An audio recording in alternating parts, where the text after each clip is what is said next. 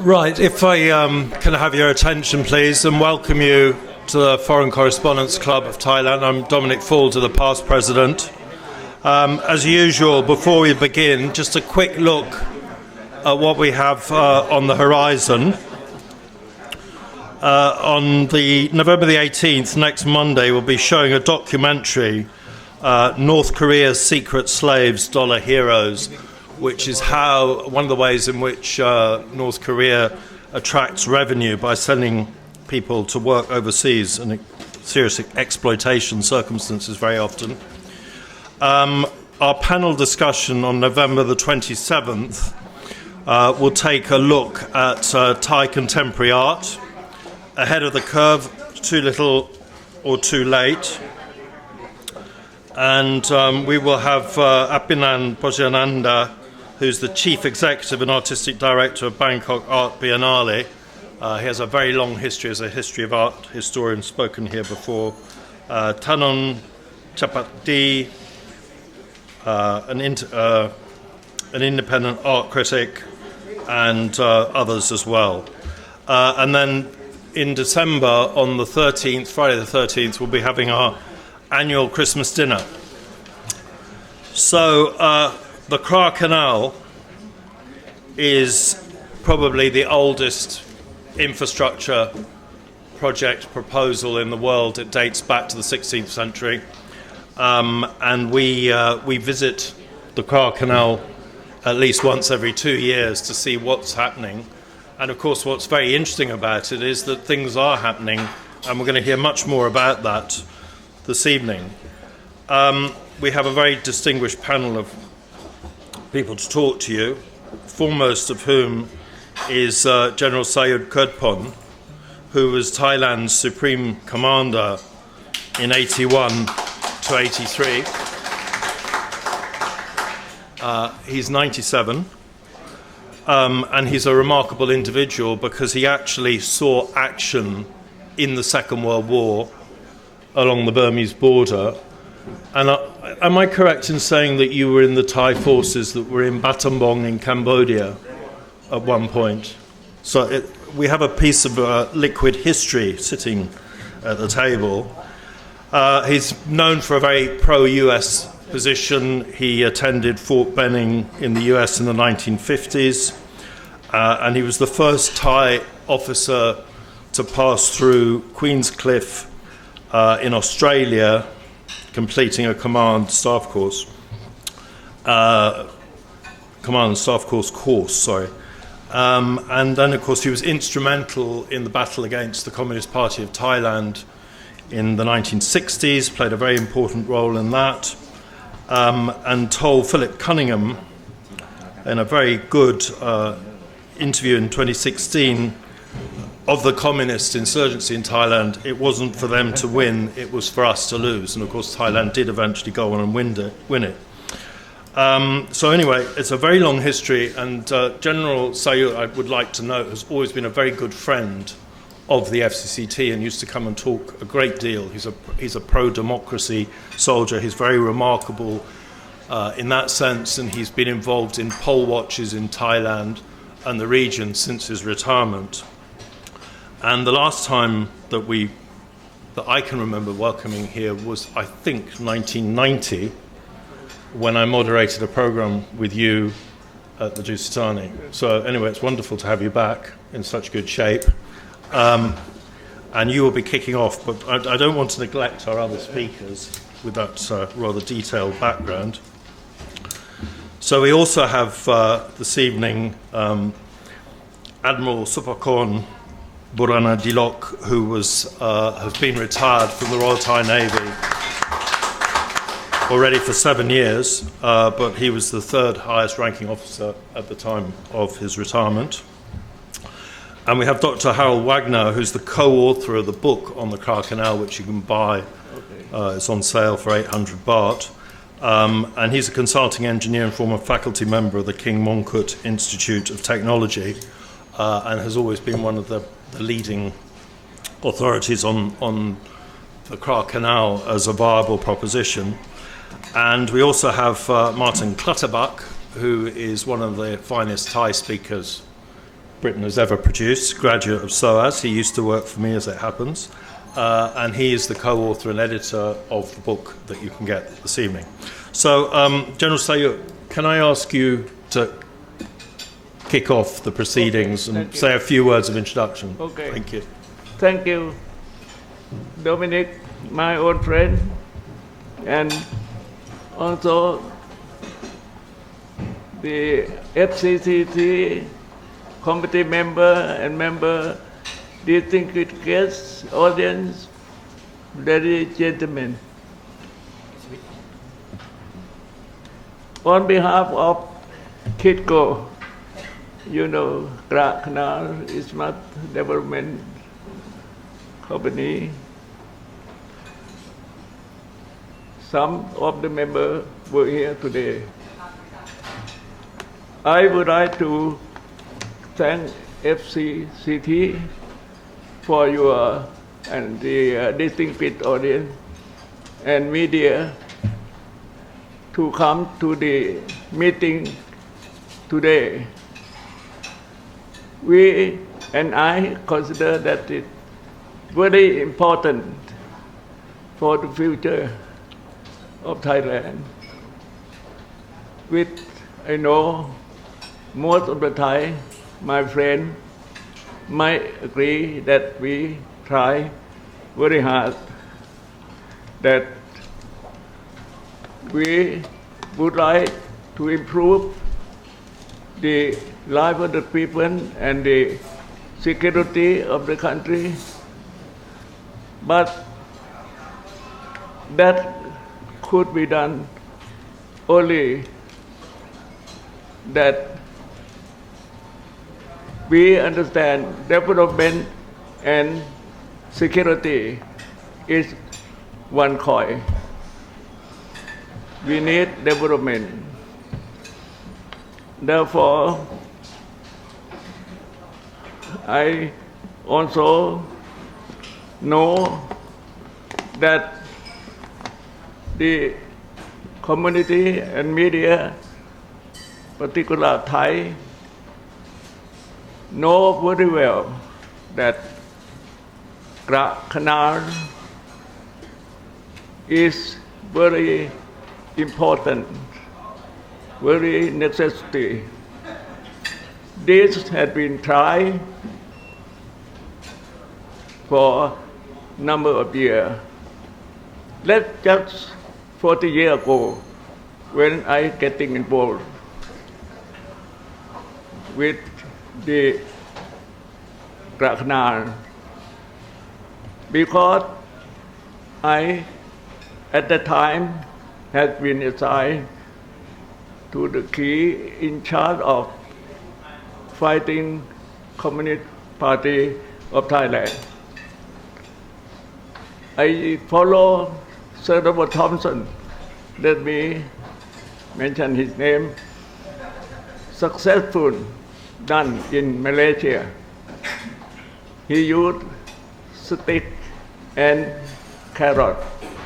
That's what I follow. That had been successful. Dominic is here on the time. We have cleaned Thailand. We have cleaned Thailand since after the Second World War to be back peaceful and development.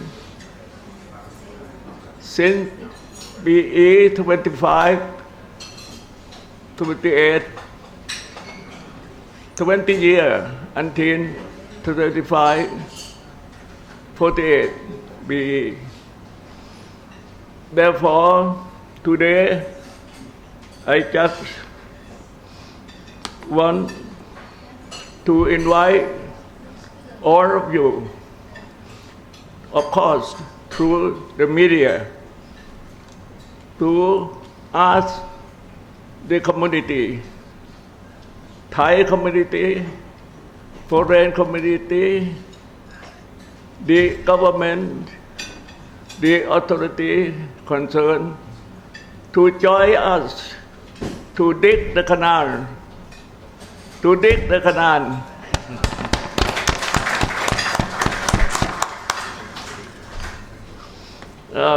Because it's quite obvious and has enough information on the detail. My co-writer, Dr. Harald Wagner, I and Martin have written in that book. I do not want to repeat again, because you can find. But for you to maybe want to ask some question, some comment, some suggestion, some idea, I just want to make my opening remark very short to give more time for the audience and the panelists to discuss later. Let me thank you. Thank you, General. Again. Thank you. Okay, so Martin Clutterbuck, you edited the book. It was co-authored by General Saiyud and Dr. Wagner. Yes, that's so right. Can you give us a rundown on what it adds to the...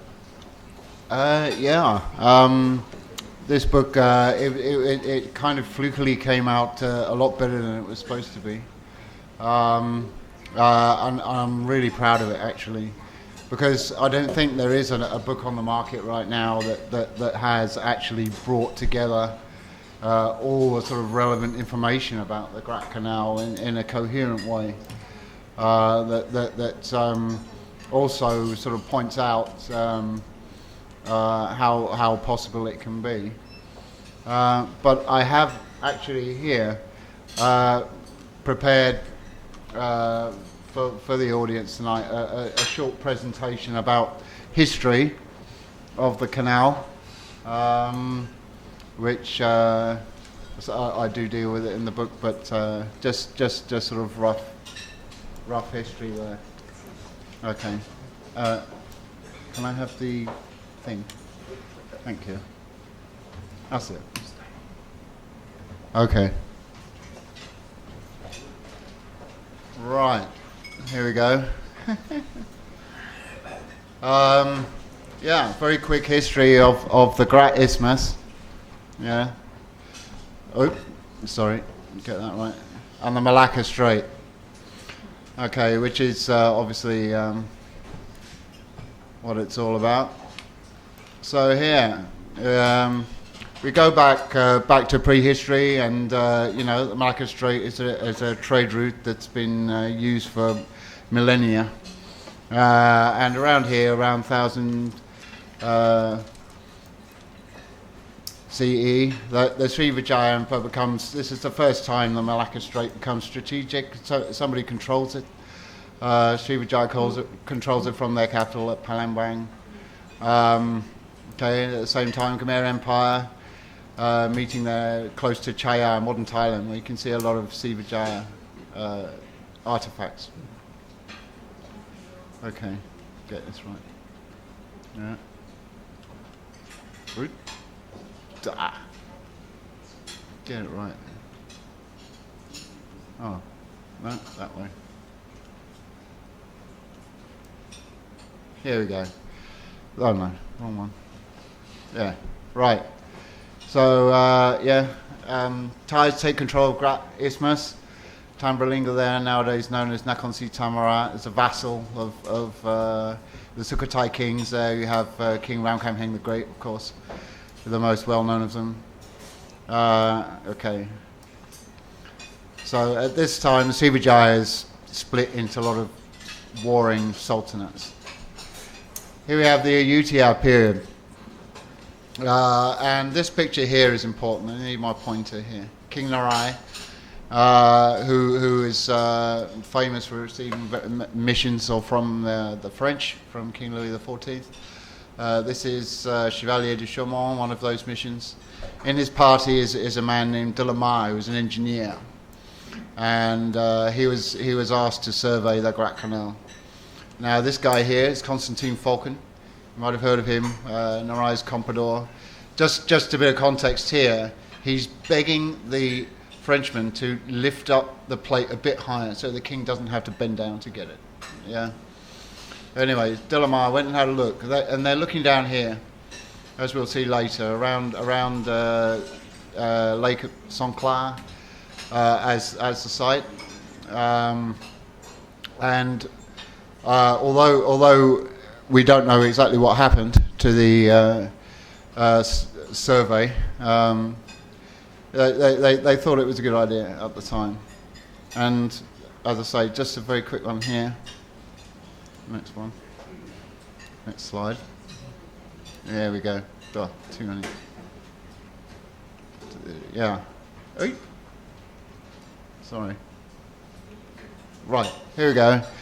So as a king preceding Narai, it's actually Chai Rashitirat. I was just to get the sources right. This is probably one of the biggest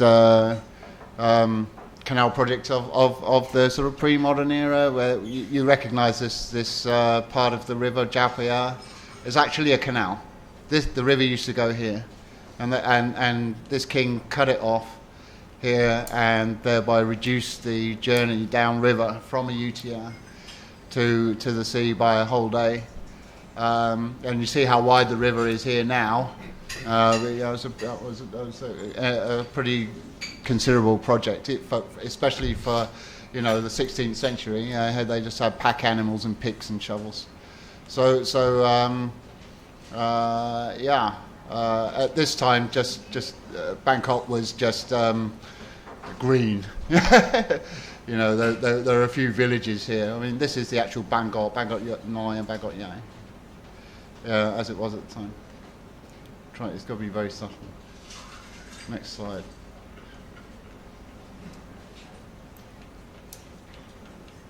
Oh, damn it. It's not working. Here we go. Oh. Hang on. That is right, isn't it? That one. Got it. It's probably where it's pointed. Here we go. Okay, then we get the next mention of the canal in Thai history. This guy, Mahasurasinganat, also known as Prince Surasi. This is the battle of the 9 armies, the war of the 9 armies sent by the Burmese. Very quickly here, Prince Surasi comes out. This is the main action, decisive action. Sends the Burmese king, who's trying to charge down the Three Pagodas Pass. Then he goes down south. He got this army here that was coming up, went south to Chumpon, and then was marching north, and he cut them off and defeated them. And then this area here is the war in the north, which was quite complex. End up with Prince Gavilar and so on, and it was a victory. Never mind. And then here, this arrow, by the way. If you've been to Phuket and you've seen those statues of those 2 women, the 2 heroines, this is the army that they were fighting. And then here, this is the important part, where he's travels by ship down here to Chaya to stop an army marching south to Chumpon, and he defeats that. And then here, he gets on his ship again and goes to Patani, which isn't actually, which has just taken the opportunity of the Burmese invasion to rebel. So he's come to put down the rebellion, and this is where he passes Lake St. Clair, and he'll be looking at again where a probable canal might be, and he wrote an epic poem about this campaign, and part of it goes. Wouldn't it be great if we could just get some ships across here and sail them up here, and here, this is Mayek and Mergui, had many names, and Muang Sai, which is now Yangon, Rangoon. But just to finish this slide, just down here in 1785, the Sultan of Kedah gives Penang to the British. which was barely even noticed, wasn't even acknowledged legally until the following reign. Yeah, but obviously that was a sort of inkling of things to come, the world of colonialism. And here, King Chulalongkorn, King Rama V. So this is 1909 is the high watermark of European colonialism in this part of the world. That Siam would not make any further territorial concessions now. So as a result of the war, the 1785 war, in fact, the Burmese Myanmar are here, and then the British took that over. The British have started with Penang, took over the rest of Malaysia, and then Singapore. And of course the Dutch here in Indonesia. But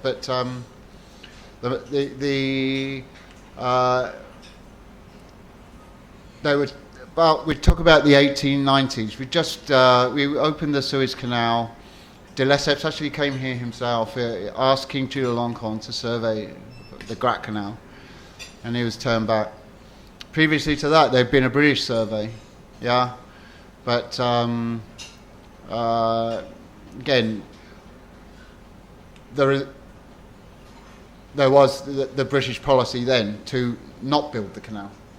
It was like the British, they naval control of the route, and and the prosperity of Singapore, the entrepot that's capitalising on all this trade. The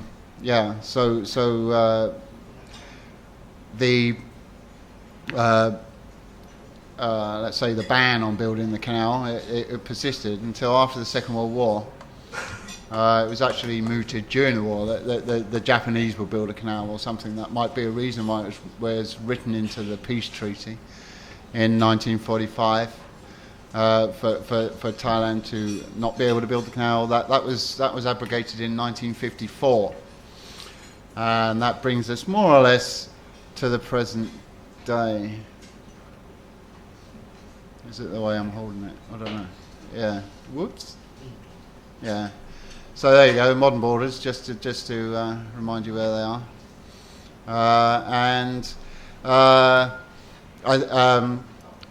I think Admiral Supergon is going to talk about this somewhat, but so I'll cover this reasonably quickly. Here. Whoop. Oh. Gone too far. Hang on. What did I do? Sorry, mate.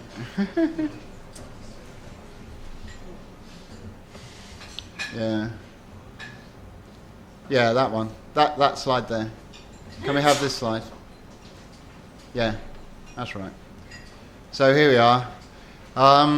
T.Y. Chow, best known to Thais as Chow Kwan Yeung, founder of Thai Oil, built the first Thai oil refinery in 1970, I think. In the Tanong government, they surveyed this route here, 5A. But this is maybe an optimal route from a civil engineering point of view, but not from a political point of view. If you see that. Here we go. Trying to get it again.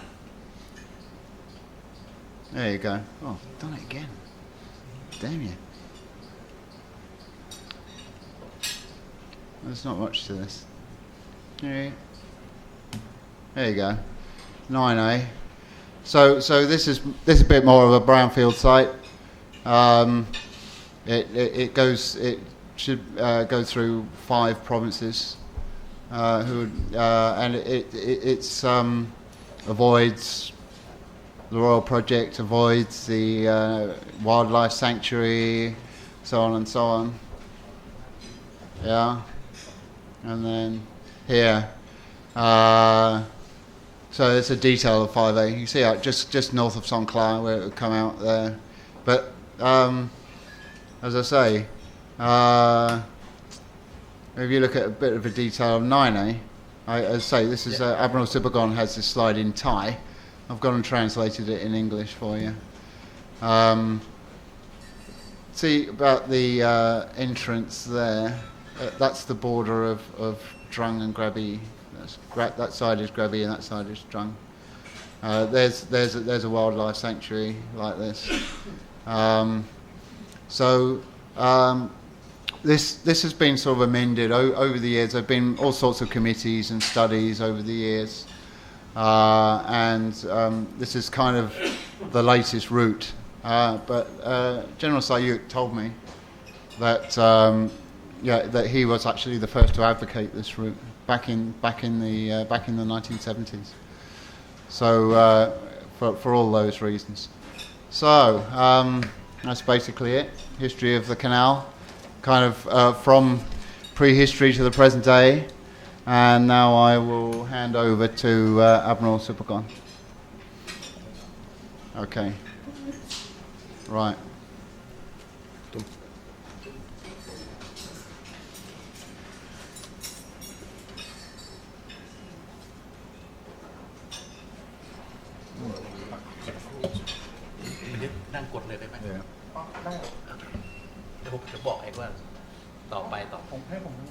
Yeah.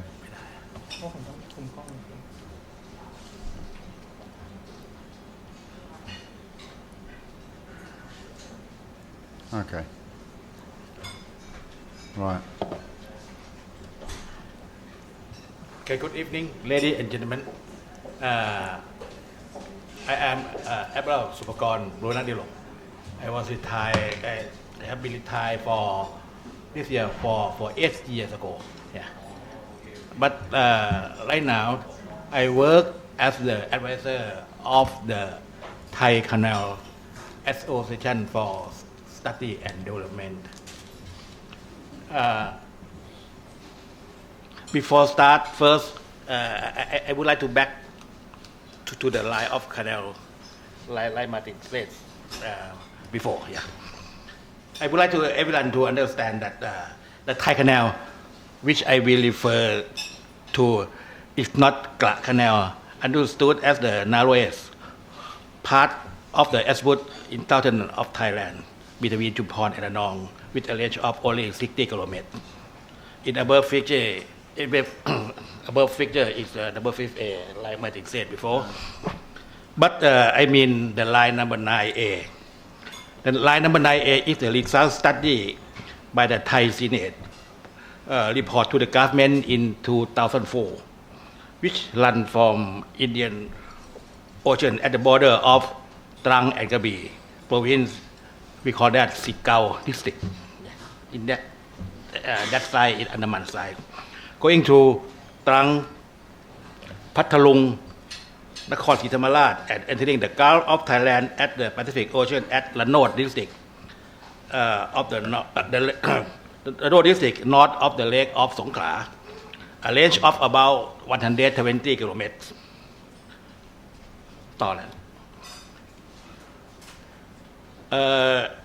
The canal that I mentioned will reduce shipping times between the two oceans compared to the Malacca Strait by 1,200 to 1,400 kilometers, or 2 to 3 days.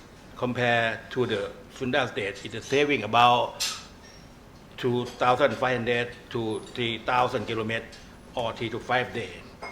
Larger ships unable to traverse either the Malacca Strait or Sunda Strait must use the Lombok Strait in Indonesia Strait, of which of the Thai Canal save about 3,000 to 3,500 kilometers, or 5 to 7 days of sailing.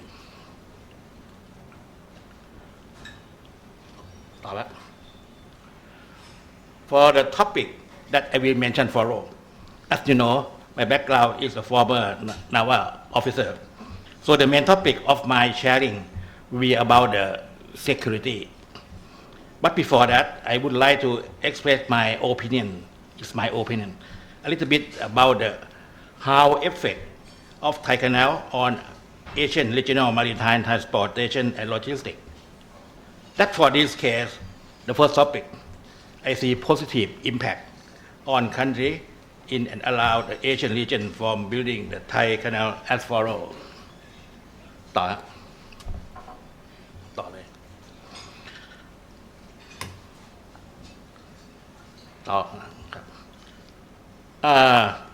The first matter of the maritime transportation that over 50% of the world's cargo, including oil and gas, must be performed in this region. Building the shorter passage like Thai Canal will reduce distance and time that to make the saving cost of trade and logistics, especially for the Indo-Pacific country. Even landlocked countries like Laos and southern China will use its combination with road and railway from north leading to from the China to the south, past Laos and to the south of Thailand. The next effect of this issue is the 10 nations of Asia with a combined population of about 600 million, which is another important global market. More than 50% on the world's total trade, including gas and oil going to and from between Europe, the Middle East, India, China, Korea, Japan, the US, pass through this region. Cheap route along southern Thailand, a number of 1,500 per day, with about 1,000 of these using the Malacca Strait. And the remainder use the other two states that I mentioned before.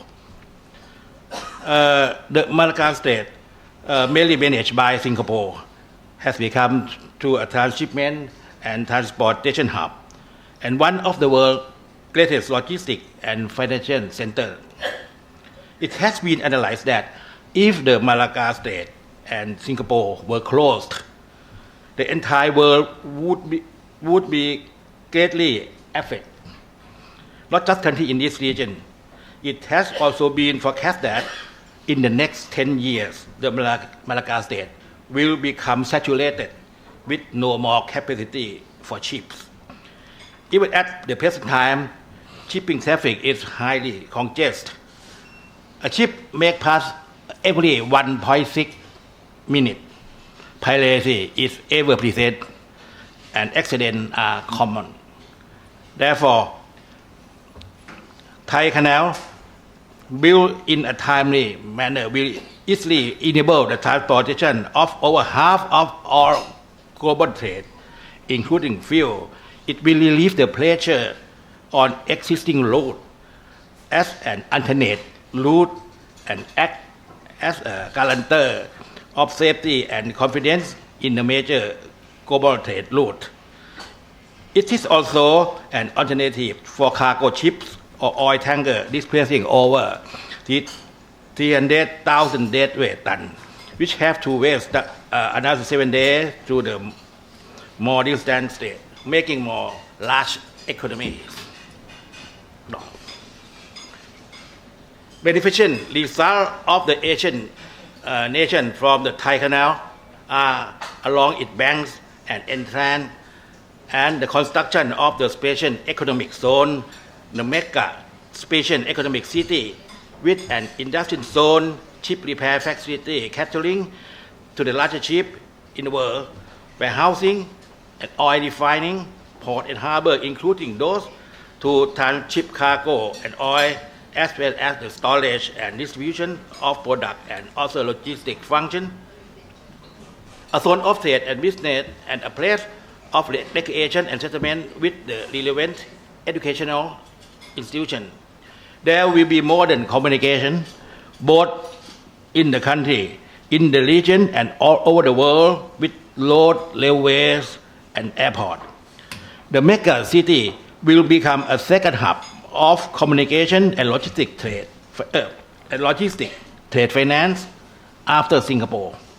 It will promote the Asian region as a complete global center of transportation, economic, trade finance, and logistics.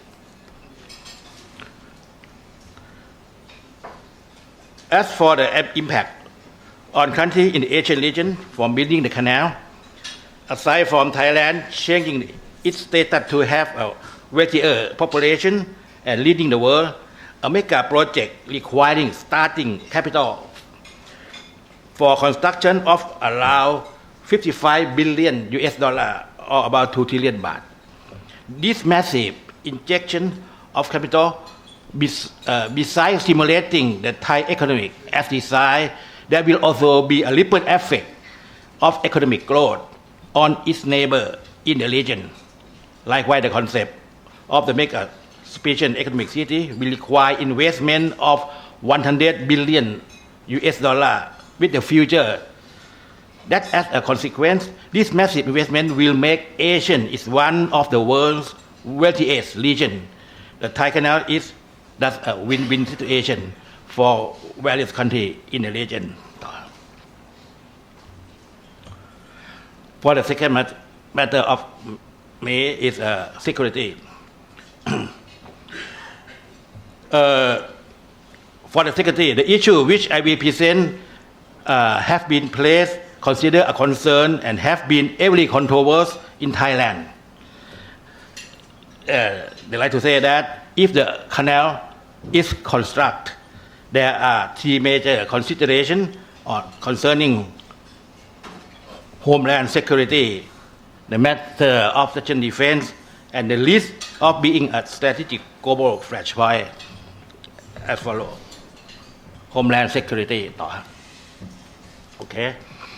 The first is homeland security is an issue less or note that if the canal is dug, there will be two impacts, which are firstly, they like to say that it dividing the country, and secondly, is exacerbating the problem of the southern border province. On this issue, I have some opinion. On the first issue of whether the Thai Canal will divide the country or not, this topic, I would like to mention some fundamental principle. Every Thai constitution specifies in its opening paragraph that Thailand as an indivisible kingdom, which means in the matter of governing the country that Thailand is required to be a single state and not a federation or like the United States. So, it's having hundred of islands or building a lot of linking canal like this is, I think that it is not dividing the country ordinarily according to the constitution.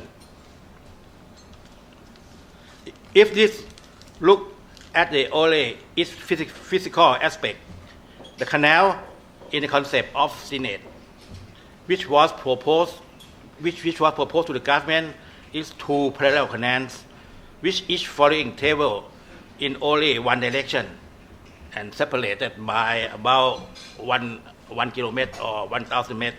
The width of each lane is about 350 meters. There is a point to turn ship, and the canal is long about 120 kilometers long. The minimum depth is 30 meters to allow the ship over 300,000 deadweight ton can pass. And under the canal will be a tunnel for the car or of automobile, something like that. And on top of the railway, it is a railway, so it is not dividing the country. Another issue of homeland security is that, the construction of the canal will exacerbate the problem of the southern border province. On this issue, my idea are that, on the contrary, this new canal connecting to ocean will improve the living of these provinces. In particular, the use of violence will disappear. The reason for it, although the root of this province problem may come from a matter of ethnicity, religion, and past grievance, and managing governance in older days. The effort of every party will bring this situation is under control. Despite some of remaining, most incidents is alive from the organized crime using poverty and inequality as a cause to agitate and stir up violence. The new canal and its mega special economic city are not located far from the three border provinces. They have potential as an economic hub and a source of currency, creating jobs and income, and bringing prosperity to the region. When the people are out of poverty and everyone is working for money, where everything is available, no inequality, and looking better than other regions in the country. This will reduce and eventually bring an end to the problem of violence. The Thai Canal will bring economic prosperity and wealth to that area. When everyone has work and money and they are living well, the fire of the South will be extinguished by themselves.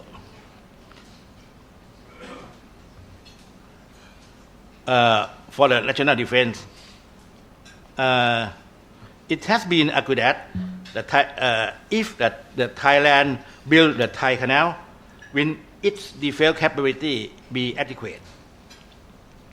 In this matter, I would like to state the direct involvement of maritime defense, on which I have many opinions. But before that, I would like you to imagine this image of the prince. Yeah. Yeah. Yes. Maha Susinghanath again. Yes. Who I mentioned in some detail. Yes. He was the front pilot and important military commander. Prince Maha Susinghanath mentioned he mentioned that he wished to dig a canal to link the two shores for military benefit of deploying naval force in the war with Myanmar. That much it said before. Yeah. Okay,ต่อ. This was not even the first time the concept of digging canal was laid. It actually fact this was during the life of King Narai, the Great, 300 years ago, by Prince Simon de Roubaix.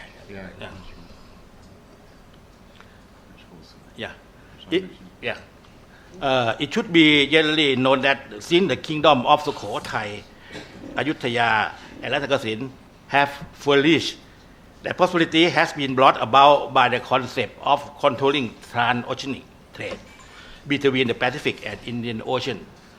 This starts from the location of Sukhothai. You see in the picture, Sukhothai is the central point between the Gulf of Tangia in Vietnam and Andaman Sea at Motama in Myanmar. And Sukhothai was also close to the first Marco Polo Sea Road too. In Ayutthaya and early Bangkok period, ship put to the Gulf of Thailand and cargo ship would call at the capital. Throughout that era, Thailand or Siam attempt to influence, control the sea and control the trade throughout the sea, especially the seaport in Pattani.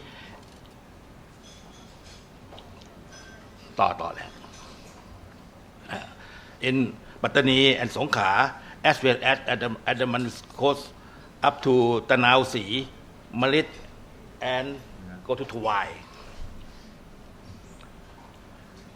The history of Thai war with Myanmar seem to be mostly driven by struggle to control trade route in this region and the Malacca Strait, or Thailand if try to going out to the west. In summary, the core reason of Thailand's idea to excavate a canal linking to ocean over the last 300 years is only two reasons. The first is benefit of trade, which is economic benefit, and a military benefit of using the naval supply asset to attack the enemy to defend the country.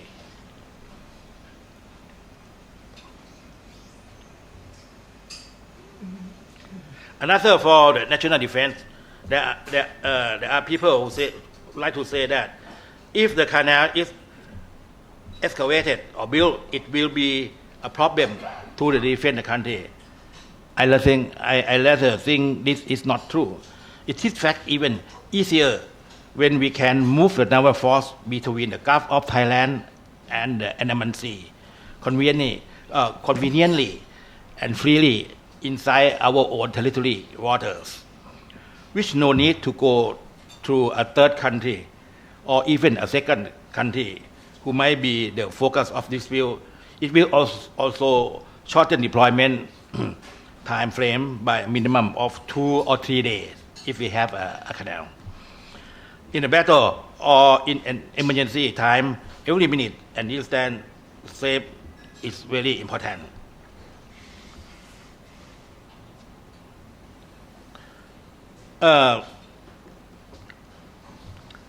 Also, in the matter of to have a canal, the movement of the force of the naval force is secret too. Yeah, because we move by in our land. Okay. I would like to say that if we are not able to if we have no canal, we have to have a unit two sides. Yeah. If we have a canal, we have only one at Saiyud, and then we move. Yeah. So it can we say that if we have a Thai canal, it will make the double of capability of the naval force. We not need to set up two force like I said before. We have only one unit, and then we move.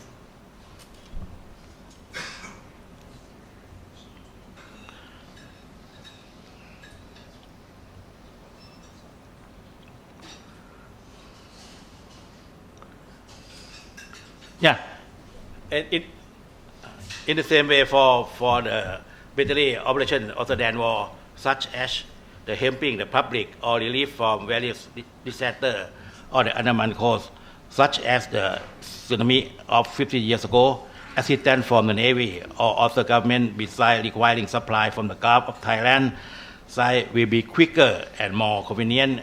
Help in the national disaster for the people will be more efficient. Yeah.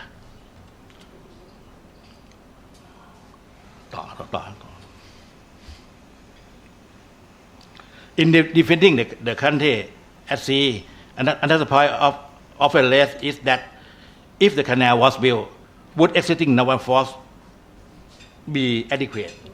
Yeah, for its defense or not? For my personal view, although I have said that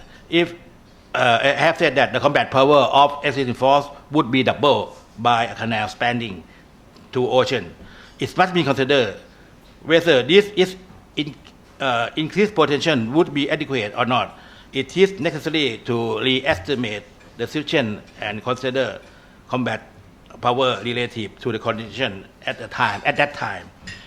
If not adequate, then if it adequate, then that is fine. But if it inadequate, we must make it adequate. If it is asked that if there should be an enhancement to make the force adequate, then where would that budget come from? Okay. Just look at this picture. Just look at this picture. That this point to building the canal, and the mega special economic city will massively increase the country benefit and the national income many times over. If just one of the 2% of this additional income is used to beef up the Navy to protect this increased benefit, this should not be a problem. Building the Thai Canal will be increase the sea power of nation. This increase of sea power will be an important driver to increase the national economic power, and this economic power will be principal to make the nation accomplish her desired strategic goal. That goal is Thailand will be turned to one of the very country of the world per capita income will be in the highest level within next 20 years.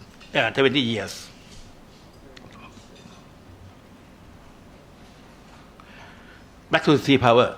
Naval force is an element of sea power as well as merchant fleet, dockyard, harbor port, and also if we gain more national sea power or get the greater of economic power, we should have the greater protection by upgrade the naval fighting capability.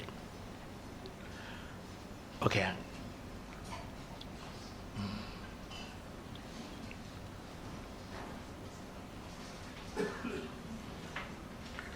Another figure ไม่เป็นไรทิ้งไว้ต่ออีกรูปหนึ่งโอเค Another frequently mentioned aspect of security is that if there is a canal joining the two oceans, it would be inviting trouble by making Thailand as a strategic point vulnerable to intervention or influenced by great power or regional powers. On this matter, my opinion have been my opinion. I think that this matter have been that accurate that is although this is a partly true, it should be acknowledged that from former time to the present, despite the canal not existing, our geopolitics has been as a point connecting the Pacific and Indian Ocean, in traveling from Europe and Middle East to East Asia and the island and west coast of the continental of the United States. It is also a center which can expand cover Southeast Asia. In the past, although Thailand is a country of peninsula blocking the main shipping lanes, it is also a racing point, a mobilization point and springboard for military operation by powers in the region. It has always been a design or strategic point from colonial time to the Second World War and the Cold War, or in regional struggle. But we have always survived by appropriate foreign policy keeping in Thailand to its balance of power with an educated strong military force. Compare this to the benefit the country will receive, and particularly the economic wealth which will enable an upgrading of military capabilities, and particularly the naval force to be sufficient to deal with almost any situation as generally accepted. If we follow a suitable foreign policy, and if there is a project to construct the canal, Thai Canal, or any other canal of this type, it will not have negative or unacceptable consequence. On the contrary, it may be thought that having the Thai Canal under the condition mentioned, that is with the right foreign policy and internationally accept strong naval force in the region, it will give Thailand more bargaining power. Despite being a new global strategic point, the country would have an important role in maintaining peace in the world and in this region. Okay, that's all of me. Thank you. So, Dr. Wagner, can we go on to the more technical side of matters? Yes. You may wonder why I am sitting here. I will tell you shortly why. I'm a civil engineer. I have more than 50 years of experience in infrastructure engineering. In the age of 20, I started first time to dig into our crust, into our earth. Maybe we can show the next one. Okay. I will try to concentrate to not overexploit your patience. I've been framed with academic works in my life. I started as a professor for soil mechanics and foundation engineering in Austria, and I finished just a year ago, a little bit more than a year ago, at King Institute of Technology in La Cravang, always working underground as a geotechnical engineer. Briefly, what has been mentioned comprehensively, I would like just to summarize the facts which are pro-implementation of the Kra Canal. First of all, the location. Second, it would create new jobs. Third, the Thai trade with the rest of the world would be intensified. Fifth, the emissions, the carbon dioxide emissions would be reduced by multiple times of tons. As mentioned, the strategic security of Thailand would be strengthened. It would also attract tourism in the so-called Thai Riviera area. It would boost the economy, industry, agriculture, and strengthen Thailand as a country in the south of the ASEAN countries. There are some facts which are blocking the implementation of the Kra Canal. First of all, it has to be mentioned that Singapore was not fond of the idea. Why? Because it would lose some business. So there is a sense of competition. You know, I used to say competition is blowing breath into the economy. So competition is okay. There is also a fear of confrontation because there are different opinions and some of them are confronting. We are also fearing technical and financial risk, and maybe after my talk we can ask Kun Pakti to talk a little bit about financing and financial risks. There is always also some feel that the moral authority is not given, but that's not that important. I think more important is that there is lack of confidence in regard to innovation. A project of that size, $50 billion, you know, will create a lot of innovation, but innovation also has some blocking effects. There is lacking confidence that when we build up capacity, that we need progressive education.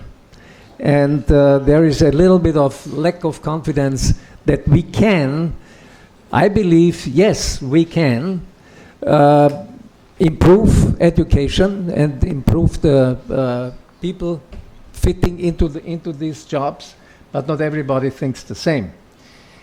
And finally, we have to collect the big data. Now we are talking about big data in every sense. You know, we are talking about 4G and 5G and digital age and so on. So we have to collect a number of data and make them convincing. Just brief overview of the Kra Canal book, which is on the back side on the table. For the mega project engineering, we start with an analysis and with checking the feasibility. Then we look into design and construction schedule. This is kind of a tool for every civil engineer. He has to do that. Then we have to meet environmental concerns. We have to meet also concerns in regard to the belief into construction time, which we have developed. We have also to think about what type of contract is the best contract for this mega project. What kind of equipment and what kind of excavation are we going to face? And I will give you some examples also from major world-renowned projects, which are major excavation projects.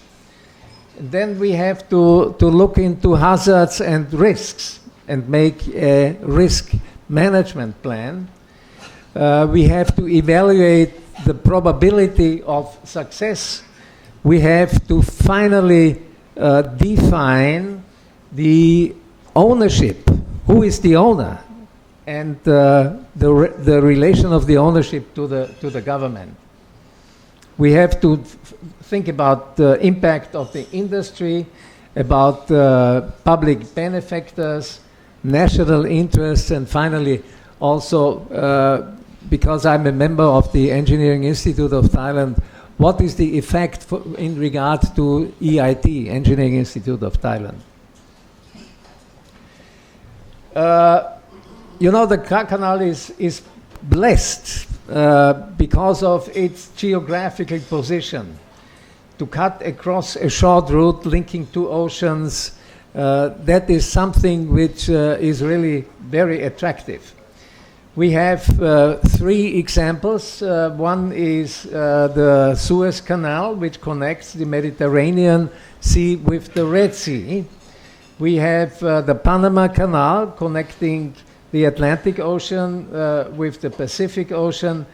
And we have this unique gift of nature that the Kra Canal would connect the Indian Ocean and the Pacific Ocean and reduce the traveling, the sea voyage time. Project feasibility and challenges, okay. First of all, we are looking into the Panama Canal and we can see that the transport from New York to San Francisco before the Panama Canal was about 21,000 kilometers. With the Panama Canal, it has been reduced to less than half, only close to 9,000 kilometers. So the Panama Canal certainly has satisfied a need.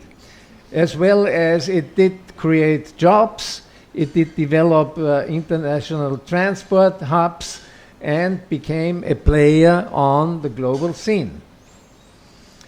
The construction of the Kra Canal means, and you can see the alignment of 9A again, the sea route, the Malacca Strait will be bypassed, avoiding all of the problems which we have in the Malacca Strait with the saturation, with the piracy and so on.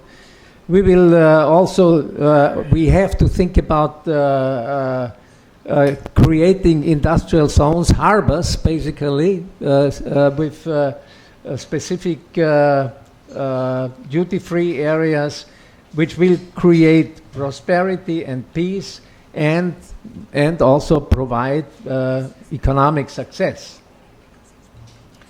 The Strait of Malacca is the most frequented strategic waterway for energy and goods in the early 21st century. It is the most heavily trafficked maritime passage connecting Indian Pacific Ocean. It means the ships could go from China to the Indian Ocean without passing Singapore and without going through the Strait of Malacca.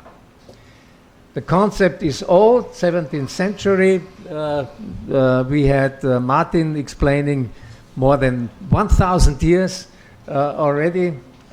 So the canal should be dredged for shipment across the peninsula from the Middle East to Japan and China. And the Kra Isthmus is a hilly area demanding expensive excavations, and financing of $30 billion will be best provided with a public-private partnership contract model. We will refer to that in a minute. The logistic benefits are that the transportation costs are reduced. Reduction also we experience in oil consumption, reducing global warming, reduction in vessel accidents.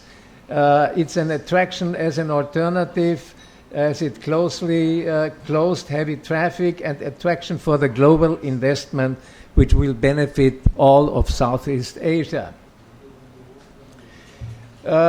We have been talking in particular in the aftermath of the 35th ASEAN meeting just a week ago here in Bangkok about regional comprehensive economic partnership, which will enhance the trade connectivity, bringing together countries that will cover 30% of global trade and almost half of the world's population. It is the world's largest free trade agreement and will boost to global trade and complement the rules-based multilateral trading system amid trade frictions and forecasts of a slowdown in growth in some regions of the world. Of course, we have to observe very carefully global trade developments. So the gravity will move from the Atlantic Ocean to the Pacific Ocean. In general, worldwide, the bilateral trade will grow.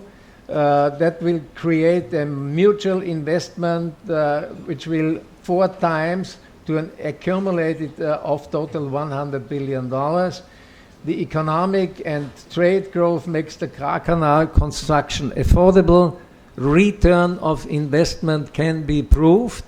I just want to mention, in addition to what I said about the Suez Canal, Egypt, 100 million people living, almost a little bit more than Thailand, but would immediately collapse if there would be no Suez Canal. So this is total dependent on a canal. Well, China, ASEAN countries, Japan and more, Korea, will all benefit from that trade. Thailand has a privileged location. I call it, it's a gift of nature. It's situated at the most strategic spot in Southeast Asia, the junction point between Pacific and Atlantic and Indian Ocean. It is in the middle of almost 2/3 of world population. We have a world population now from 7.2, 7.3 billion people. There are some forecasts which say that the world population will increase to 11 billion people. I don't believe that. I think we are close to the saturation of the world population, and maybe we can hear some voices that the world population is declining also, which is the opposite with the world trade. The world trade is intensifying while maybe the world population will decrease. China and India are growing to become major economic powers in our world. Should Thailand build the Kra Canal, it would benefit definitively from its strategic position. The development of special economic and free trade zones around the Kra Canal would be a major feature of the project, of the logistics and infrastructure, and it will place Thailand immediately into the center of one of the world's main sea lane of communication. An institutional concept just drafted, as you can see here. Of course, the government is on top with KITCO, Kra Isthmus Development Corporation, as an advisor to the government, adjacent to the regulators and the independent advisors. The Kra Canal Company would be in the center, and of course from the Kra Canal Company we would have to develop the operation part of that.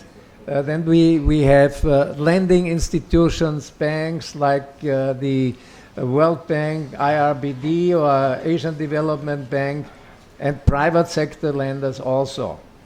But also we have to consider about the contractor, the construction contractor, and we have from the beginning look into our customers.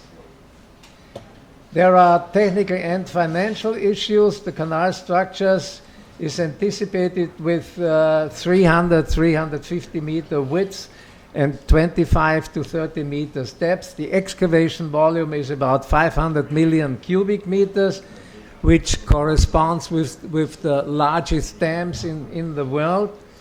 The cost is for the canal only is in the range of $30 billion, and we will have slopes which we have to stabilize, and we have to check the stability of these slopes. Construction equipment, the cost for that equipment is of lower importance. Relatively low energy is another feature of that construction equipment in regard to the availability of energy. The return of investment, it's an estimated revenue of $5 billion per year, which would make the investment of $30 billion in 6 years reinvested. Industry increase of annual turnover will be also in the same range of about 5 billion per year, and we do not look into carbon credits which are unaccounted at this stage. Summary follow-up for the project is that we have to appoint an independent expert for the feasibility study, respectively for the review of the feasibility study. We have to check financing from the point of view of international finance institutions like the World Bank. We have to prepare a concept design, just following the feasibility study. We have to study also environmental and social impacts. We have to assign a project management team. We have also to confirm the public and the politics to buy in. We have to develop a map for the procurement. We have to look into all of the subject of land acquisition and appoint financial, legal, and technical advisors. So Thailand would benefit from the toll fees and from the port facility charges, same as Singapore does. China has 80% of its oil which goes through the Strait of Malacca. If you consider one accident only could block the energy supply for China, and it would be a big economic disaster. The Kra Canal may reduce shipping costs and reliance on the strait, and also minimize the threat of a strait blockade. Singapore's status as a maritime transshipment hub might be negatively affected, but if Singapore is interested to join the Kra Canal, cordially invited any time. The ports in China stand to go from traffic diverted from Singapore, and the cost and return of investment of using the Kra Canal will be a key factor. This is a 10-year schedule where the construction only is 5 years. So if you look to the construction from here, if we would have started, now we didn't start in 2019, so that shifted by 1 year. So the first 2 years are feasibility study, concept study, and the feasibility study as such is already forming the basis for the contract with the construction contractor. Then we have phase 1, 2, and 3 for the construction. Altogether, this is 5 years. We can do it in 5 years. Of course, we will have several sections, and several contractors would need all their capacity to implement the canal. And finally, we have 2 years for the commissioning of the canal. So altogether, feasibility study, construction, and commissioning would be close to 10 years. So I follow the saying of one of the most famous politicians of the last century, which has been Nelson Mandela from South Africa. It always looks to be impossible until it is done. And my comment is, it will be digged until it is built. So thank you very much for your attention, and I would be very happy to respond to any question which you may have. Thank you. Right, thank you. Just quickly on this feasibility study, we haven't even begun. Now, General Chevrolet Yongchayut, when he was in the Thaksin government, was part of a team, the head of a thing, to look at doing a feasibility study. Nothing happened. Here we are, you know, coming up for 20 years later. When is the feasibility study going to be done? Because we can talk about all these figures. The figure for 30 billion to build that seems to me astonishingly cheap. I find it very hard to believe that you could possibly build a 120-kilometre canal for that little money, but maybe it's true. But if the feasibility study had been done, none of us would be debating these issues. We'd say, right, this is what it says, and we can make the decision on the back of that. So when do you expect a feasibility study to be scheduled? 1st of January 2020. Very simple answer. You're sure? Yeah, I am sure.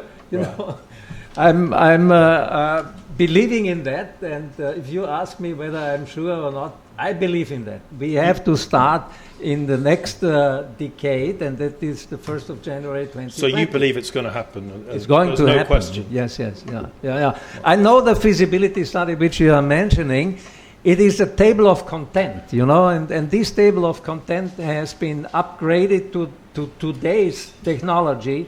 We have that upgraded table of content for the feasibility study. Therefore, we can start in 6 weeks from now. Right. So, but just to let you know, to compare the Suez Canal, you know, the Suez Canal has been upgraded, and the cost for the upgrading of the Suez Canal was 6 billion British pounds, which is about $8 billion nowadays. The Suez Canal has a length of 193 kilometers, and the construction cost, at the time of the construction, it was financed by the Rothschild Bank. You know, the time of construction was 1871. It was 426 million francs at that time. The construction started in 1859, finished in 1869, whereas the excavation was done, and that is important to mention, in 5 years, the excavation. The Panama Canal, which is in operation, has a length of 82 kilometers, and was started in 1904. As you know, the Panama Canal has a history of, originally was owned by the United States. The log construction started in 1909, the year when King Chulalongkorn was also thinking about the Kra Canal, and it was construction was finished after 5 years also. In 1914, the excavated rock volume was 153 million cubic meters. Now, if you put that into a context of a big dam construction, you know, the Tabela Dam, everybody knows, I have been there in my early engineer's days after I finished university. The Tabela Dam has a volume of 250 million cubic meters. So the Kra Canal only is 6 times of the Tabela Dam. It's not really something that we have to worry about. The construction cost, if we take the Channel Tunnel, which has a length of 50 kilometers, construction cost has been 15 billion euro. Construction started in 1988. Completion of construction after 5 years was in 1993. Please remember the 5 years. Therefore, I took the 5 years as an example. The financing has been very interesting. Kunpakti, please follow me immediately when I finish in a minute. Financing was done by 200 banks.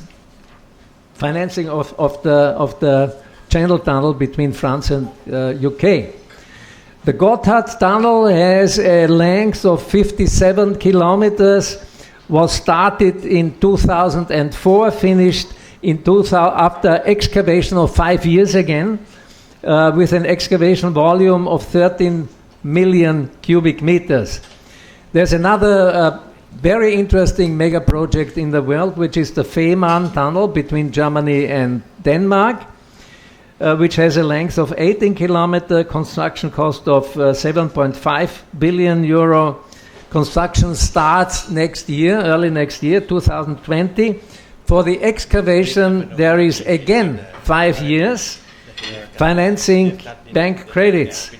So, Khun Pakti, maybe you can start talking about your very interesting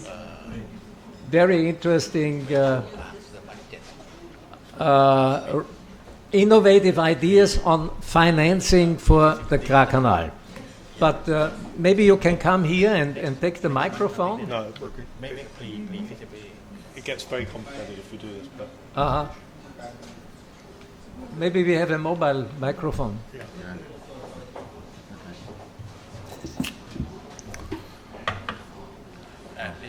If the result is okay for So Khun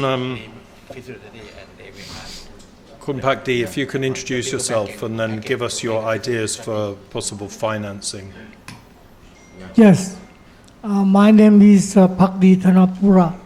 I've been a bit sick for 1 year and a half, and I've been thinking about the financing of the canal. You know that maybe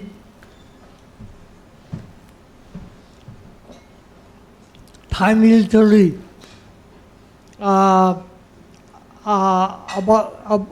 they are worried about investment in mega project, that Thailand would be indebted. Yeah. And you know that many countries in Africa are indebted vis-a-vis the Chinese investment.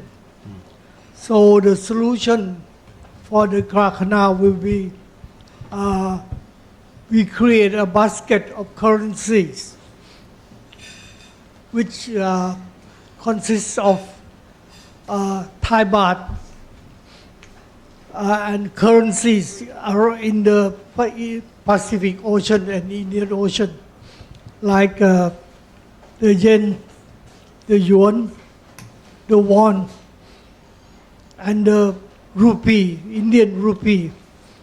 They can all invest it in such a basket of currency, but led by the Thai baht and supported by the Kra Canal. If the AIIB bank was created and the basket of currency like which is dominated by the Thai baht and later joined by other currencies in the Pacific Ocean, Indian Ocean, and also the later on the Australian dollars and the US dollars can join in. So we have the have good investment for the Kra Canal, which will pay back during the time of investment. So the basket of currencies should be offered to all the countries, especially major countries, to invest in the Kra Canal without too much indebtedness of Thailand. And the Thai government should be in control of the project. In this case, everybody will have a share of the project, and there will not be conflict of interest of different countries in the region. That's all. Thank you very much for that. What do you say? Esquisse of the sketch of the project. In your studies of the financing, have you come across any evidence that China would be willing to be the predominant Yes. investor? Because that's the great concern, of course. Well, this is to avoid the domination of one country, Right. except Thailand. And I discussed with the Japanese and the Chinese. They said it's a smart idea to launch the project this way. Thank you very much. Anybody who wants to ask a question, the usual format, use the microphone, identify yourself. I think there's a queue already forming.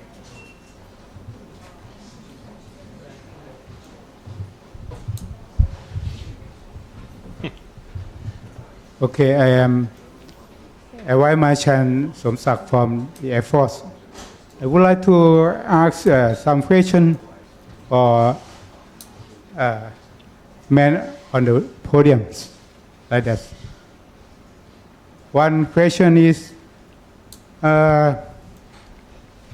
everybody there know about that the useful of Kra Canal, because my detail at my office as a Kra Canal feasibility study at Muang Thong Thani have all like this as you present. But the problem is how to push this idea to government. Because we wait for a long time for the government approves for this project, but now no. Yeah. I would like to say to the. Yeah, I can answer this. Perhaps this is why why this book was created. Why General Saiyud and Dr. Wagner. First of all, we put it back onto the agenda, get people talking about it, get people aware of it as a project. And as part of that, pointing out to people how, it's to use a bit of American slang here, it's a bit of a no-brainer, quite frankly, that it will be make money for Thailand. All the benefits that Dr. Wagner and Admiral Supergon have mentioned. And if you've got the public on side like that, and there's going to be more chance of it going to happen. Yeah, but that's not actually what he asked you. The question is that the political will to do this, to take this forward, is missing. Now, if you go back to the other great super infrastructure project, Suvarnabhumi, Nong Nu Hao, that was there from Sarit. Right. And nothing happened. And then Thaksin said, no, we're going to build this. And suddenly everything speeded up, very controversial in some areas, corruption, etc. But the political will suddenly appeared to do it. We're now sitting at the beginning of a weak coalition government that can't reform the business environment. And this is a major thing to embark upon. So you say very confidently, we're going to have this feasibility study on the 1st of next month, which I'm very impressed by. I've never heard this before. But the question is the political will. Who is making the decision to say we need the facts now? You can put as many books out as you like, but it's got to get into the cabinet. So who is going to make that decision? Answer. Sorry, yes, please. Yes, sir. Like I said before, right now I work in Thai Canal Association for Study and Development. And today, this afternoon, I be in the Parliament to discuss about the Thai Canal with the one committee of the House of Representatives. Yes. The result of this afternoon, the committee will ask the government, ask the budget from the government, probably next month, something like that. And they make a plan to do the pre-feasibility study. If ask the budget from the Prime Minister, government government from the Prime Minister he has his own budget. Yeah, we call that the pool, but he can use. Yeah. Okay. So about next month, the committee will be go to see the Prime Minister and ask this budget to do the pre-feasibility study. If the result of pre-feasibility study is okay, they plan to make a feasibility study continue and ask for the bigger budget. Yep. So right now I can say that I heard from last month or a few weeks ago, the Senate in this time, yeah, they make a plan to set up the committee to study this too. So I think the senator, the House of Representatives, and the people in the south of Thailand now, yeah, they asked to have Yes, this canal. Okay, General Saiyud, you want to say something? So To my answer the question, I know, as you know, and everybody know the importance of Kra Canal. But Yes. the problem is nobody made decision. Okay? Yes. That's why our conference today, I invite you on to join us. We make decision to dig the canal. Why now? The third power inspired me, said, one of your life. It is the auspicious occasion to commemorate to the beloved King and Queen Rama X. No other of your life. Number two, community, locally, internationally, through seminar, from several say we need and really important. Okay, and number three, technically available. Number four, money is available. Why we wait? Therefore, if the conference today agree that we will dig the canal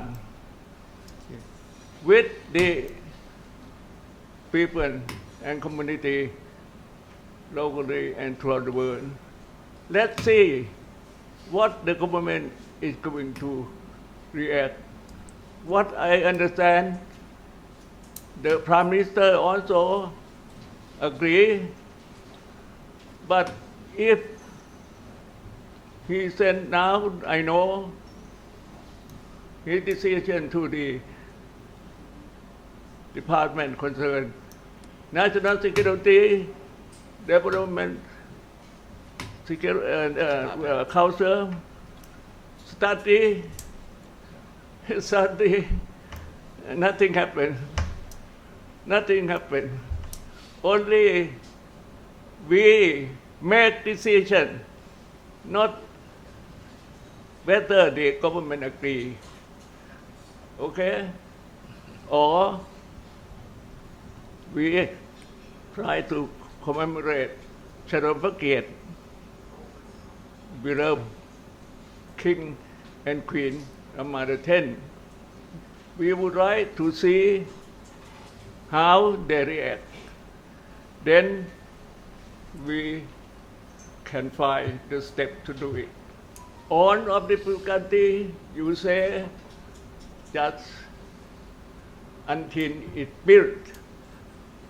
If you talk,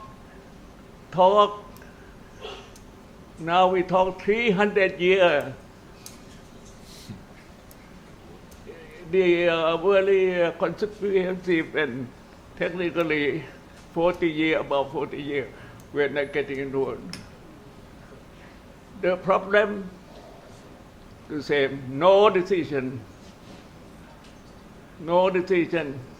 That's why we, community, make decision. Let the government know and react, because we don't know why the government do not make decision. That is the answer. We do not make seminar, conference anymore. Right. Just this is Dominic, your honor. If this success, Harald and you, Stefan, Martin, and all of the audience here will be honor to help those or one who cannot make decision. We make it. Don't ask. Thank you. Good. Well, Thank you, sir. I think I the would like audience to was- say that. Just a minute. Okay. I think the audience is going to have a quiet evening here, but there's now quite big responsibility taking this decision forward. Sorry, would you like to ask another question? Yes. I would like to say that your General Saiyud idea is the same at my office at Muang Thong Thani. Also same, but how the way to push this idea to government? How to put this idea to my government? If Admiral Supakon have an idea, some idea, answer the question for the Prime Minister, security and economic. You answer for this.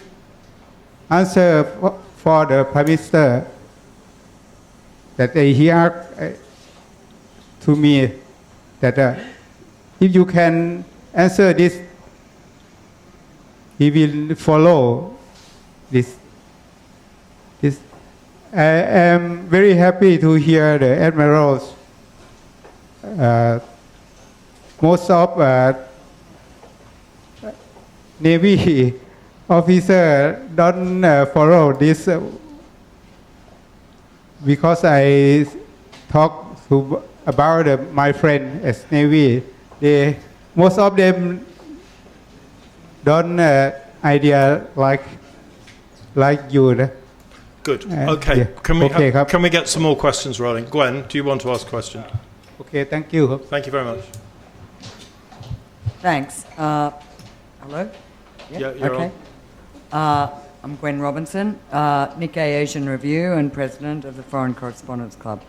I think fascinating views from all of you, and having been around since the 1980s here, it's pretty amazing to see the Kra Canal ideas revived and possibly more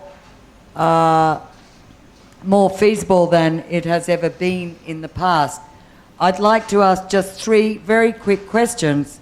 One is that we all know here in Thailand there are various centres of power, and that includes the government, parliament, and the monarchy. So it's not clear to me what kind of authority has been given to this project to proceed from here and develop it into feasibility studies and really talk about it as a reality. Have we had signals from, for example, the monarchy, which has signalled that it's very involved in very important decisions like this, a major decision about Thailand's future? Second, I was very interested in the figure you quoted of $5 billion in trade a year that you estimate would come as a result of the Kra Canal. I was just curious what that is based on. And third, in terms of the time frame, you're giving a time frame estimated at least 10 years. China is doing projects like this within 2 or 3 years. So do you really think 10 years is realistic, or once it's sort of decided and go ahead, do you think it could possibly happen very quickly? That's all. Thank you. Right, so institutional blockage, is there a clear signal from high up that this is a good idea? You were talking about dedicating a canal for the new rain, a celebration of the rain, if you like. Is there a clear signal that that's on? The 5 billion in trade, that's one of these figures that seems to have been popped out from nowhere, so what's it about?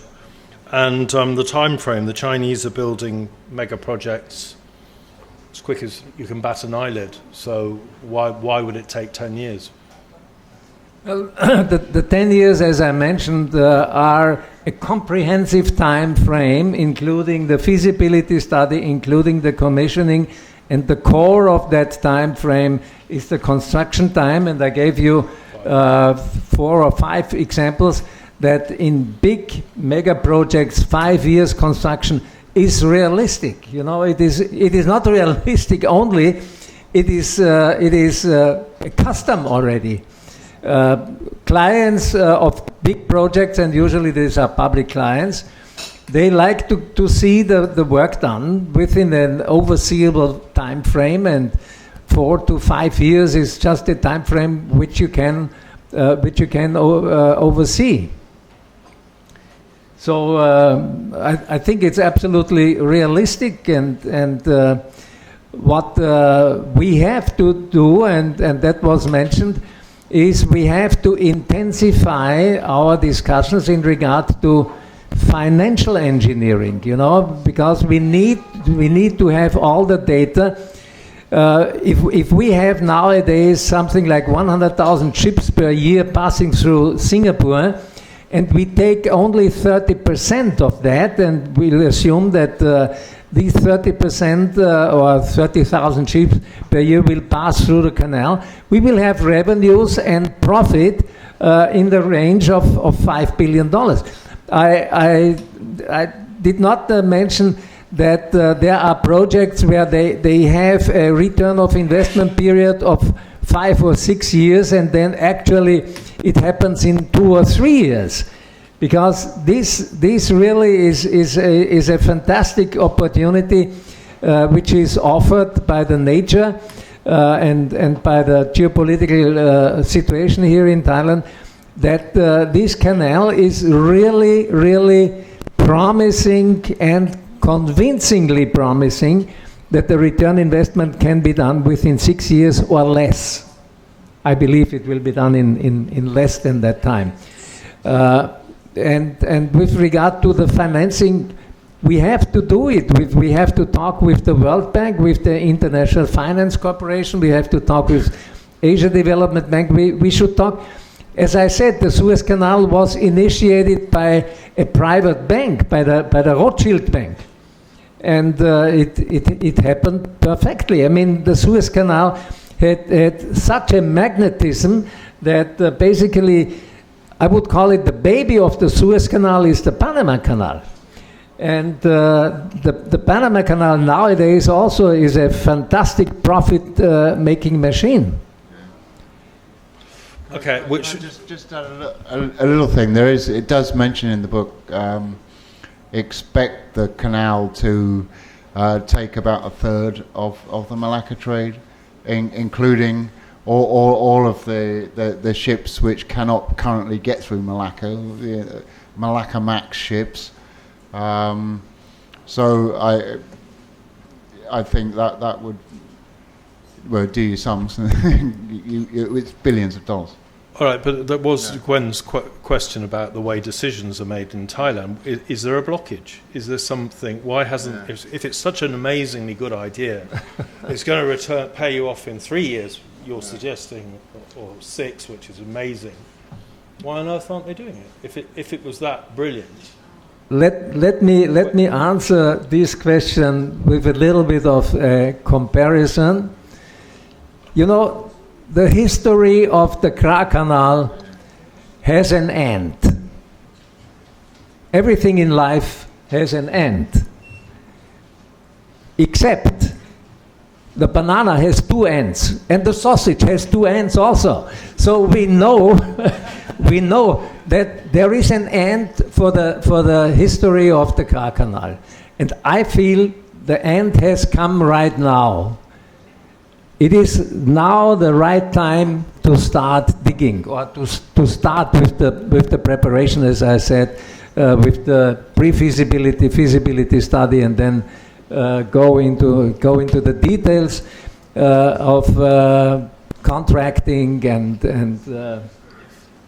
so on. So there are many more issues which needs to be discussed, and I think all of these issues can be discussed and are feasible, and will attract, in addition, for the government to make the decision.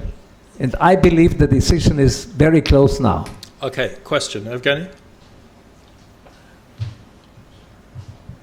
I'm Yevgeny Belenky with the Russian news agency RIA Novosti, bureau chief in Bangkok. Well, doctor, let me disagree with you. First of all, I would say that there can be an end to the history of the Kra Canal only in one case, if it is built. If it is not, it will be the same thing as Gwen said. For the past 30 years, we have all been covering this story, and it hasn't made a single step ahead. My question, I would like to ask you all to do a little bit of divination. Could you predict the attitude that the United States of America will take up on this project, if it really starts from a feasibility study or something else in 2020? And my second question is very easy to answer. I think that you know that Russian and Ukrainian companies dug most of Maptaput port and Lemchabang port as subcontractors from Italian Thai. So would there be a place for Russian subcontractors in the Kra Canal project?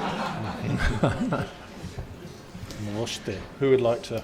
Well, I think we have to really give it a global view to answer your first question. The first question, what is the influence of the United States on the Kra Canal? I think we have to think about what is the future of global trade. Does the global trade have a future or not? Is there anybody who would say the global trade has no future? I don't think there is anybody who can agree on that will be the end of the world. I mean, well, Donald Trump's having a good crack at it. I mean, come on. Well, as I mentioned before, I think global trade is going to in the future be a balancing instrument in between the continents. We have the whole planet has about 75% of water and 25% is land. But this land is distributed in different parts of the world in a distributed way, in a different way. So there will always be something to balance. You know, you have one country which is dry, the other country which is more wet and has more agricultural product. The dry country needs agricultural product. So we have to use and to make trade between such regions. You know, and the same is between industrialized and under-industrialized and developed countries and developing countries. So there is always in the world, for the endless future, there is always something which needs to be balanced. And I think to balance differences in the world, we need to have trade. So trade will always going to happen. That means that there will always be a need for the Kra Canal, because in addition, we always try to do it the most economic way also. And if the most economic way is the Kra Canal compared with the Malacca Strait, people will use the Kra Canal. Also in regard to follow balancing needs. Yeah. All right. Michael, who's waiting? Good evening. I'm Derek Sherman, a transport consultant, and I find this a very intriguing project. My first awareness of this project was in 1969 when I was working on another project in the Kra Peninsula. I think the biggest issue is actually having a study that's worth its money. There's no study for the canal, and therefore no one's going to invest money. And without a solid study, no one is going to invest $30 billion, I can assure you that. So my first question is, there was mention of a feasibility study, and my thought is no one seems to know about this feasibility study. Usually a project that would cost $30 billion, the feasibility, a full, real feasibility, something that could attract international financing, would cost probably 1/3% of the cost of the project. That is roughly $100 million. So where's $100 million to do the feasibility study? That's my first question. And if you don't have a feasibility study, you really don't have a project. And the project needs a master plan, pre-feasibility studies. My second question is, you have already decided on the alignment. This is unacceptable for an international standard feasibility study. You have to put everything up in the air and see which is actually the best. From an economic, social, political perspective, which you've already mentioned. So I think there's a lot of work to be done, even before you even say this is really a viable project. And, talking about it isn't going to get you any closer to digging the first hole. So with your experience, where you're standing now and what you know, and nothing is happening that we can see, how long would this take? Oh, well, I would say first you need to get the money to do the feasibility study. So you spent 30 years doing it and you haven't got the money, so I can't tell you how long it will take. But, big projects require big money. If you don't have the money, you don't get the project. It's simple as that. You talk about China doing projects quickly, it's because they have the money to build it. If you don't have the money, you don't do it. And when you say it costs $30 billion, that's only a rough estimate. It could be double that. And if you mentioned the Channel Tunnel, the first estimate was 1/4 the final price they paid for it. So the 16 billion pounds or euros they spent, it started out costing around 4 or 5 billion. So escalation is one of the key factors in this. And you need to, there's so much work that needs to be done on this. I could spend 2 days lecturing what would need to be done to get this thing off the ground. So good luck. Okay, well, I think I don't think there's much you need to say. The comments have been made. Can we have another question, please? Yeah, one we can answer. Just, sorry, Michael Mackey, freelance. Just a quick question, and it goes back to the politics of the issue. The politics of infrastructure projects in Thailand are flawed, because when you look at what, to mention that name again, Thaksin tried to do with the East-West corridor, there was all this talk about Darway. Where's that now? The Eastern Economic Corridor, that's now being revitalized, but it's just it's just the revitalization of an old idea. isn't that a risk you're running? And I also have to point out an economic flaw, that you're talking about $5 million. From rough memory, I think there's not that many ships using the Suez Canal. I think it's maybe $100 a day, 100 ships a day. I don't know how many dollars they have to pay to use the ships, to use the canal.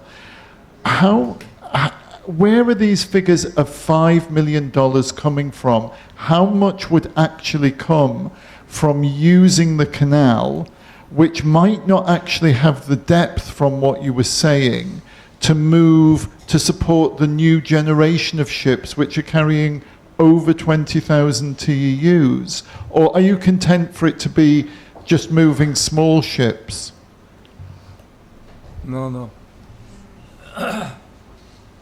You know, of course, the ships which are allowed and attracted to use the canal will be the biggest ones in the world. The canal has to be dimensioned for the biggest ships, and these are the Panama ships, as you may know, with some 350 or 400,000 brutto register tonnen, you know. Yeah. So deadweight tons. That is about a ship which contains 16,000 containers, and it looks like a skyscraper on the sea which moves.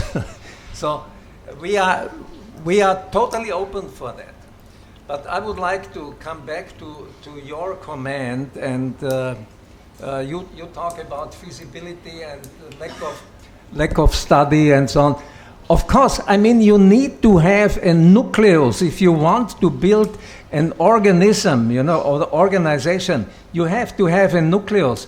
And this nucleus is, for instance, represented with the Kra Canal book, as you can see. I don't know whether you have one or not, but there is a lot of information on 300 pages about the Kra Canal, about the present stage, about the present knowledge of the Kra Canal, which is assembled in that book. So, of course, there are many. I don't disagree with you. There are many fields, many disciplines which are lacking. But from our office, we cannot start to investigate offshore drillings and make ground reconnaissance in front of the future canal. We have to make an estimate. We have to make a judgment based on our best experience.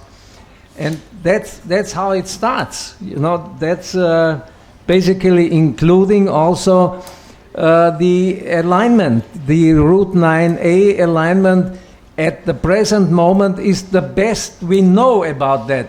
But that does not mean that we will not further investigate and try to optimize and make maybe some modifications of that alignment, which is just normal in every project. You have that in particular, if you deal with geotechnical matters, then you have to make adjustments according to the latest state of the art. Okay, and the need for the $100 million, I agree with you. We need $100 million for the feasibility study, including all the preparation works, including geotechnical investigations also. So we need to produce a huge container of documents. There will be, just to say any number of volumes, but maybe more than 100 volumes of documents which we have to create in order to make the project a success, which finally we would like to have.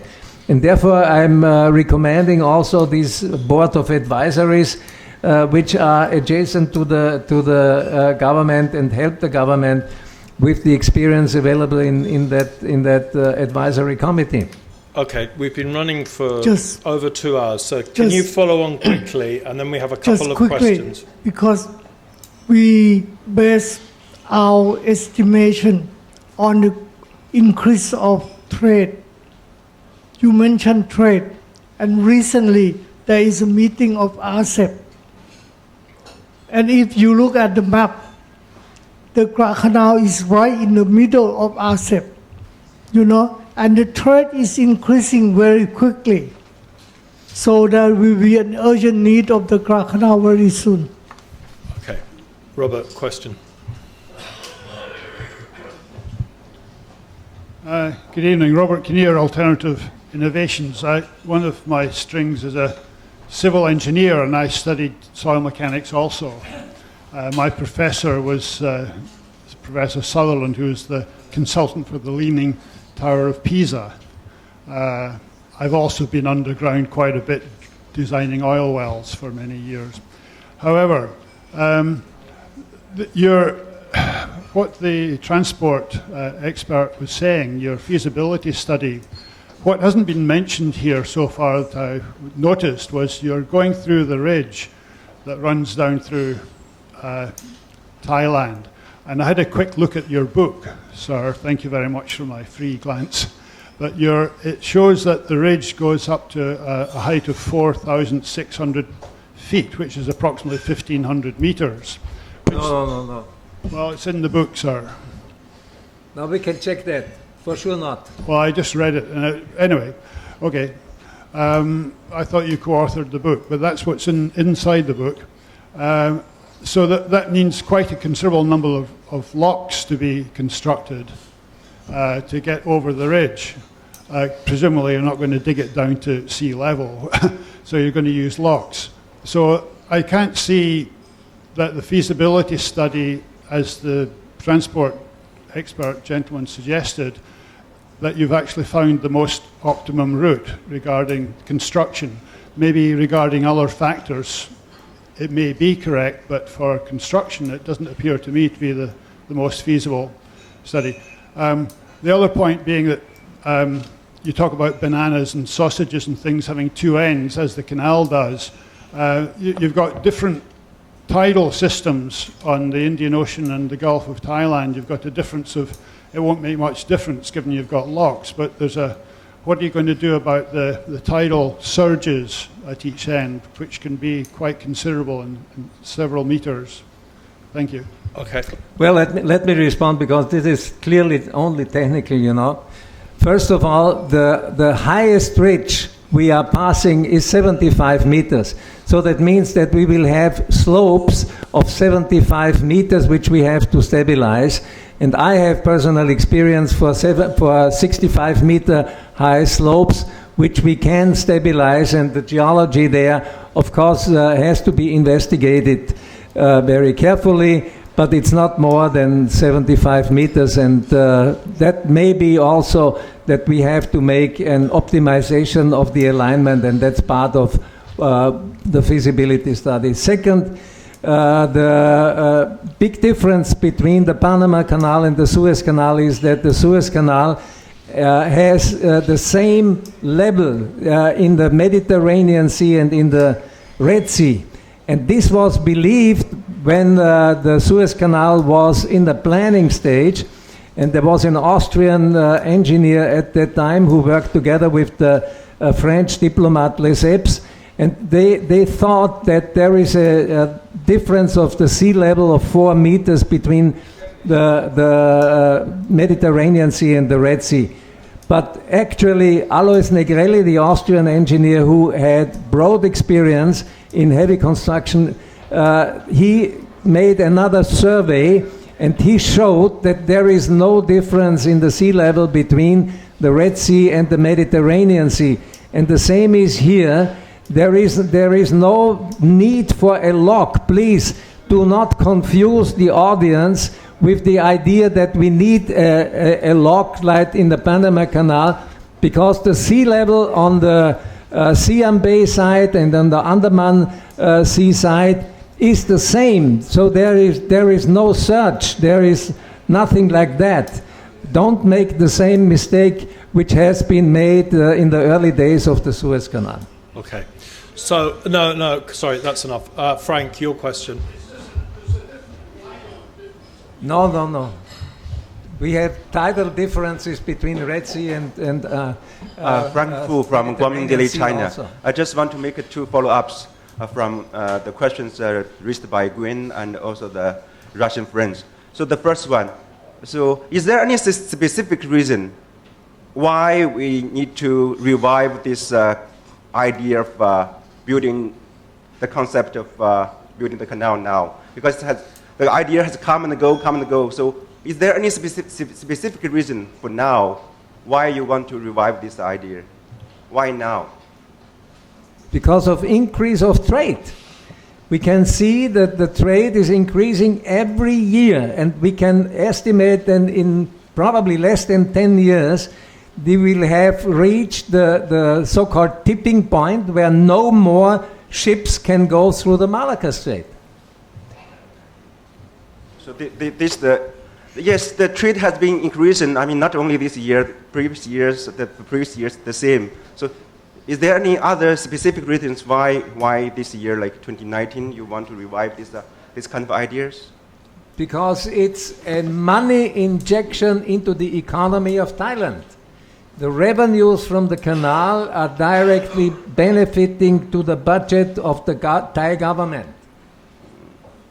Okay, so my second question. I read in the newspapers last year, I think there are a group of people who are proposing to the general private at that time, that the then Prime Minister, the Prime Minister, general private, to propose the kind of report or something like that, to propose about the building of the canal. So is there any, just now, Gwen checked about what's the position from the monarchy, government, and the parliament. So could you, I just want to make a follow-up. Is there any initial response from the government about because it's still the same government, the same prime minister, is there any initial response from the government? Thank you. Like I said, I work for the Thai Canal Association. This association is established about, I think about 5 years ago. Yeah, about 5 years ago, and most of the member is the people from the south of Thailand. Yeah, and for a few years ago, we send the member of us go to the south and to meet the people at the five provinces that I said that the line of the Thai A pass, Stone, Nakhonศรีธรรมราช Patharung, Songkhla, Ranod, something like that, and the staff of the association is go to talk, go to see the people, the native people over there, and give them about the knowledge about the Thai Canal. What will you receive from this project, something like that. So, and we can collect about,